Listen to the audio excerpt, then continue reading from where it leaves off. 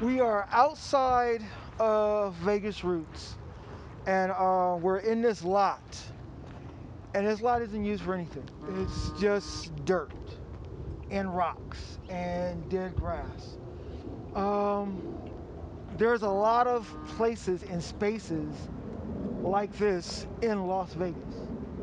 And this is the problem.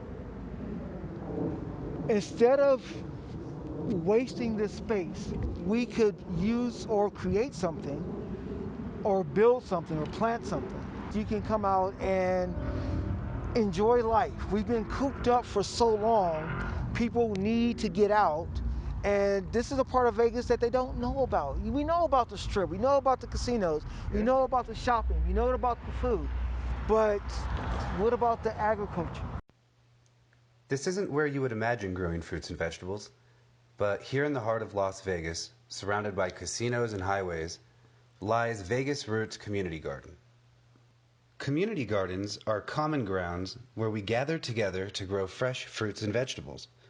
In plots big and small, community gardens are turning ugly, unused spaces into green, productive vegetable plots. In addition, community gardens offer an opportunity to teach children and the broader community the value of fresh food and the natural cycle we depend on. City dwellers are getting their hands dirty, which for many is the first step towards becoming active in their communities. My family and I got a tour from David McClinton, agricultural engineer and project manager. All right, so now we're going to walk through the garden. This is Susan. She's one of our plot owners. Hi, Susan. She's a master gardener. I want you guys to look really close. Susan, I'm going to step in. But look at these radishes. Oh, wow. Look how That's a big. potato. Look how big those are. Look at some of that maintenance that's required, that hands-on Right, volunteer action that right. keeps these things going. And this is why her plot looks so good, because she comes out and does it. And that's what David did here. He's the project manager of the Vegas Roots Community Garden, right in the heart of the historic West Side. As agricultural engineer, he didn't just want to build a few plots. He wanted to bring the community together, and like Susan's radishes, grow exponentially. This, I see my results faster, quicker, and I'm actually knowing there's a definite benefit to what I'm doing. This is literally giving me a platform where I can educate other people on what I do. So we make our own compost here, and compost and soil. We take this pile here is literally chicken manure. It looks like dirt, but it's just literally chicken manure and food scraps. And I come in and I chop it up. Right now there's like coffee grounds on top. I'm going to chop that into the soil or into the composting material. And I come out, and you have to do this like every day for about 10 minutes. These are from people bringing scraps by. All this is just people bringing in their food scraps that they don't want to go to waste, which I appreciate because I won't waste it. I literally will use all of that. And even if I find like a pineapple head or a celery bottom, I will take that out and I will try and grow it. Awesome. Even lettuce. So I won't let anything go to waste. If I can take something out of here and grow it, I will. So this is the chicken manure. This provides us with a lot of nutrients. The main ingredient or main thing I'm looking to get out of here is nitrogen. It turns into compost or composting material. So this is active compost. We stack it 6 inches. We put in native soil, 6 inches native soil. We built this up like lasagna. Our final product. This is literally all of that broken down. This is better than that planting soil you get from Star Nursery. I mean, I can imagine you would go through a lot of it here. It saves you a ton. It does. We're gonna come and look at worm tea. Ooh. So this was our above ground worm bin. We had about 2,000 worms in here, and then the month of August happened. We had almost every day was over 100. I couldn't keep enough water in here to keep the worms alive, and eventually it was just making mud. So these worms all died out. So I came up with a different solution. I came up with two different solutions. My first one was to create a similar worm bin above ground, but I have less worms in here, about 100 to 200, and I put in food scraps such as aged bananas, banana peels, fiber from juicers, and I top it off with coffee grounds and eggshells, water it. As the food breaks down, the worms eat it, and then cast it out, and I hit the spout, and I collect their tea. Go ahead and smell this. It smells interesting. Interesting. This is what you get. Come, don't be scared. It smells like a dirty fish tank. There you go. There you go. There you go. There. That's what I'm looking for. Interesting. But this stuff is really great for your plants. Let me show you. So this is a red leaf lettuce that's growing up on a stalk. It's doing that versus growing close to the ground because it has worm teeth. It's really activating it. If you look over here, this is a red Swiss chard. It looks like it has wax on it.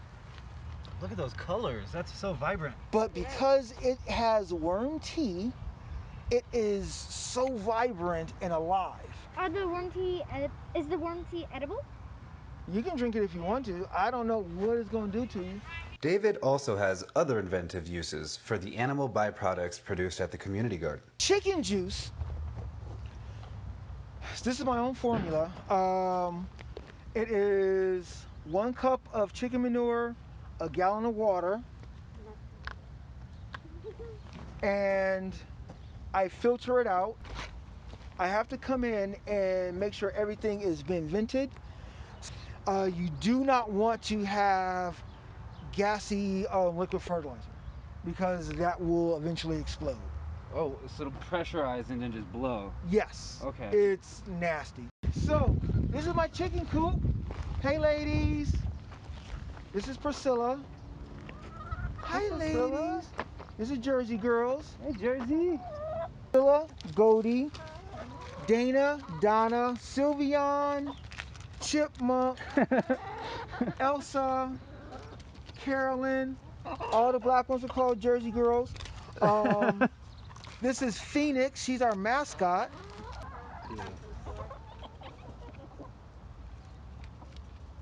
Can I eat the stem? They will. They will eat everything.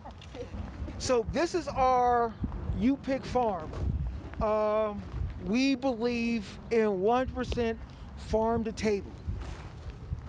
You come out here, you get your vegetables, you go home, you eat them. When you buy something from the grocery store, you don't know how long it's been on the shelf. You don't know how long it's been in the back. You don't know how long it's been in storage. You don't know how long it sat on the back of a truck before it was unloaded. You don't know who picked it, or if that person used the field for the restroom. My restroom is right over there. So, this is my salad bar. I have romaine lettuce, I have spider lettuce, I have purple mustards, arugula, different types of bok choy, kale. Generally, this is where people come the most and pick from because they want a good salad. Ladies, how good are you on spices? I like spices. Okay, cool. This is a purple mustard green. I'll try it. Of course you will. Yes, I will. You want to try some? Yes, he Try does. a little nibble. Addison wants to. Go ahead. I want to have the big piece. Cheers, everyone. Cheers.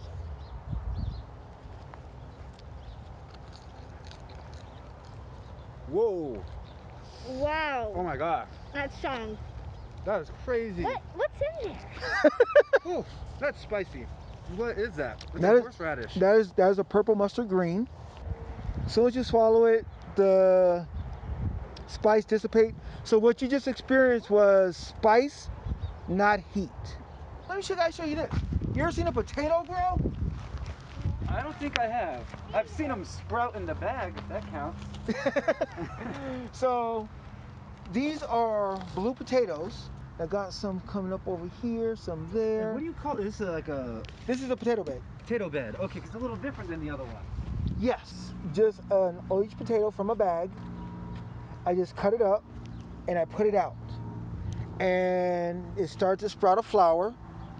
And if you can look right there, that's a little potato. There's a few of them on this one potato. There can be up to 2 dozen on one actual bed. I mean, on one actual potato head. I was growing watermelons out here in Vegas up until November 12th. They were so delicious. They were so sweet. They had seeds. They taste like candy. I was very proud of my watermelons. One of the problems I ran into was early on in the season, like around May and June. Our watermelons were burning on the bottom. Really? It was so hot that they were literally cooking while sitting on the ground. So I came up with a solution of taking pool noodles and cutting them down into 1-inch donuts. Okay. And then putting them underneath the watermelons so that they're raised off of the ground. And then when we watered, the pool noodles will absorb the water. Hold that in. Hold it in, keeping the watermelons cool. Doing that, I had a successful watermelon crop. People couldn't wait to come out and get my watermelons. I was very protective of them. I even gave them names. Well, raising them up and taking care of them individually, that's a lot of work. It was a lot of work. So, you guys ever seen broccoli, not broccoli, cauliflower in the wild? Matt, you ever seen cauliflower in the wild? Not that I know of. So, if we come in close, Come on, look at this guy. if you come in real close, I'm gonna pull these leaves back, and there's a little cauliflower head growing. Oh, wow. Look. Really tucked in there, you see it? Yeah, she is so awesome. Wow, So, that is so... I'm gonna cover her back up because they love to grow in the shade. So we're gonna come out to our walking trail. So we have people come out here. We encourage people to walk, get some exercise, walking some of the best exercise you can do. And it's out in the open. You don't have to be worried about COVID because there's such a wide open space. We're able to social distance. And when you live in an apartment complex or, if you're living in a condominium, having access to this much space is not a thing. It's not a thing. I love this artwork. Who put all this together? So we have a different group of volunteers that come out, but this is a group. It was like a Grow Your Own festival. They came out, painted. A1 Organics and DirecTV, they donated to us. Indiana State University. You're looking forward to getting them back out here again. Yes. And is this a way that people can donate and put their logos up? We can represent you if you help support us. Yeah. The United Way helps. So these are our beehives. They're in a terrible condition. But those are my co-workers. Without these bees, we wouldn't have half the stuff we have growing out here in the field. I used to say that bees are very human in their nature, but honestly, humans are very bee-like in our nature since bees were here long before us.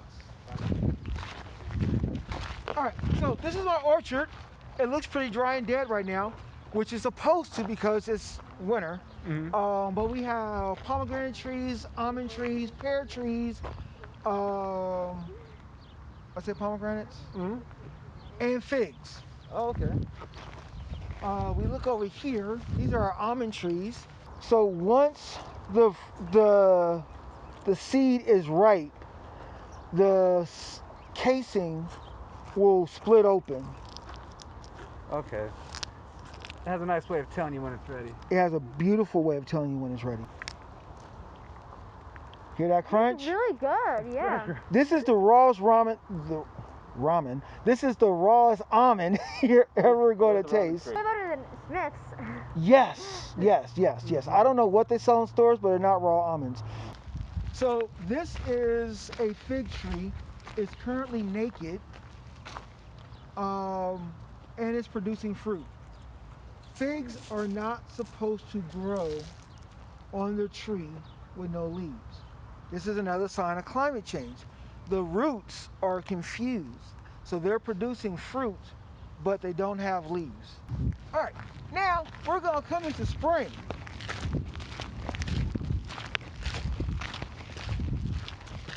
So this is a greenhouse. This is our spring harvest.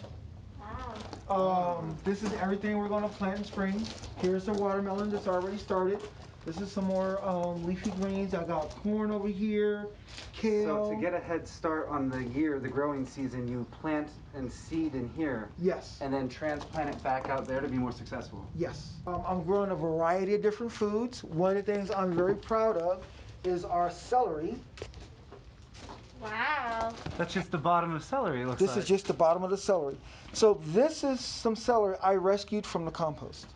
Do you think anyone can make this at our own house? You can make a greenhouse in your own house or outside in your backyard. It's not limited to a farm. You can do this anywhere. Yeah, you're going to really feel how warm it is now. Those listening. Oh, I like it out here way better. Oh man, that is nice. Isn't that a trip? It is hot in there. After showing us first-hand accounts of climate change right here at the garden, David explains a unique solution that Vegas Roots has offered to address the growing heat and urbanization. I have an idea called polypermaculture aquaponic microforest. And what that is a condensed forest. A microforest is a condensed forest, a small condensed forest, filled with native and imported plants. So you take a strip of land like this and you just pack it in, filled with trees and plants, so that it's not just dirt and rocks. Right. And if you do this all over the city, it will literally start eating up all of our CO2, breaking down this carbon bubble that we live in. Vegas cannot continue on the path it's been on, having hotter and hotter summers. Right. So what can we do to fix that? Polypermaculture aquaponic microforest. It's a simple thing. That easy. It's that easy, man. And it starts taking something like this and turning it into something like that. Right, and making it beautiful. Thank you, David. I really appreciate the time you gave us. Thank you. My family, and everyone that comes in here. You can really see that you care, you're passionate. Thank you. And it's going to keep people coming back. And I know COVID scared a lot of people. We all, had to adjust. But hopefully as we transition into the new year, we'll find ways to, stay safe, be outdoors, and hopefully contribute to places like this. I hope so.